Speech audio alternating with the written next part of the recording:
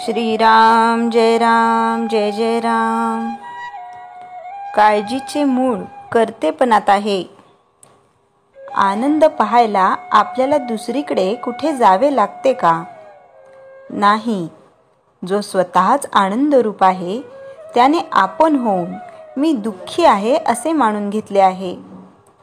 एक जण आपले तोंड आरशात पाहायला गेला तर त्याला ते दिसले नाही। त्यावर दुसरा एक जण म्हणाला, मी दाखवितो असे म्हणून आरशावर मळ बसला होता तो पुसून त्याने आत पाहायला सांगितले, तेव्हा तोंड स्वच्छ दिसले। त्याचप्रमाणे साधू लोक करीत असतात। ते आपल्याला सांगत असतात की तूच ब्रह्मरूप आहेस, म्हणजे तू स्वतः सिद्ध आणि आनंद रूप आहेस। परंतु आपण काय करतो की हा प्रपंच माझा आहे असे समजतो आणि त्यामुळे त्यातले सर्व सुखदुःख आपण आपल्यावर लादून घेतो। ज्याने तो उत्पन्न केला त्याला तो रक्षण करण्याची शक्ती असते आणि तो ते आपल्या इच्छेप्रमाणे करीतही असतो। पण तिथे आपल्यावर कर्तेपणा ओढून घेऊन आपण सर्व काळजी करीत बसतो। वास्तविक आपल्या हाती काय आहे? परमात्म्याला काय करायचे ते तो करीत असतो। आपण मात्र काळजी करून शीण करून घेत असतो। म्हणूनच काळजी सोडून देऊन आपण भगवंताला शरण होऊन राहावे। आपण त्याचे होऊन राहिले म्हणजे आपल्याला सुखदुःख होत नाही आणि मग आपल्याला त्या आनंदाचा लाभ मिळतो।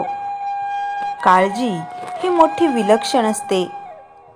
एका माणसाला आपल्या मुलाला चांगली नोकरी लागावी याची काळजी होती। पुढे त्याच्या मनाप्रमाणे नोकरी लागल्यावर त्या मुलाच्या लग्नाची काळजी सुरू झाली। काही दिवसांनी लग्न झाले, मग पुढे सून चांगली वागत नाही म्हणून काळजी लागली। नंतर तिला मूल होईना म्हणून काळजी लागली। काही दिवसांनी तिला मूल झाले, त्या मुलाला फीट येऊ लागली म्हणून त्याला काळजी लागली।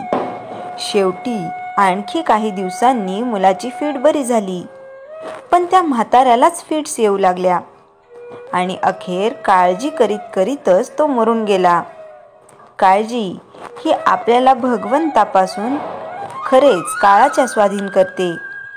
आपण काळाच्या स्वाधीन झालो की आपली बुद्धी भ्रष्ट होते। खरे म्हणजे काळजीचे मूळ माझेपणात आणि कर्तेपणात आहे आणि खुद्द कर्तेपणाचे मूळ भगवंताच्या विस्मरणात आहे। व्यवहारी माणसे मोठी हुशार असतात, भगवंताला साक्षी ठेवून काळजी करतात। हा तर त्याच्याही पेक्षा मोठा गुण आहे। काळजी लागणे स्वाभाविक आहे, ही कल्पनाच आधी आपण मनातून काढून टाकली पाहिजे। आपली काळजी का सुटत नाही? या प्रश्नाचे उत्तर अगदी सोपे आहे। काळजीने आपल्याला धरण्याऐवजी आपणच काळजीला घट्ट धरून ठेवतो, मग ती सुटणार कशी? ज्याने भगवंता आपलासा करून घेतला त्याला काळजीचे कारण उरत नाही। श्रीराम जय जय राम। चैतन्यवाणी संकट आले तर काळजी करू नये। भगवंत करतो ते आपल्या हिताचे करतो ही दृष्टी ठेवावी। श्रीराम जय जय राम। जयाच्या जनी जन्मनामार्थ झाला, जयाने सदा वासनामात केला। जयाच्या मुखी सर्वदा नाम कीर्ती, नमस्कार तया ब्रह्मचैतन्य मूर्ती। श्रीराम जय जय राम।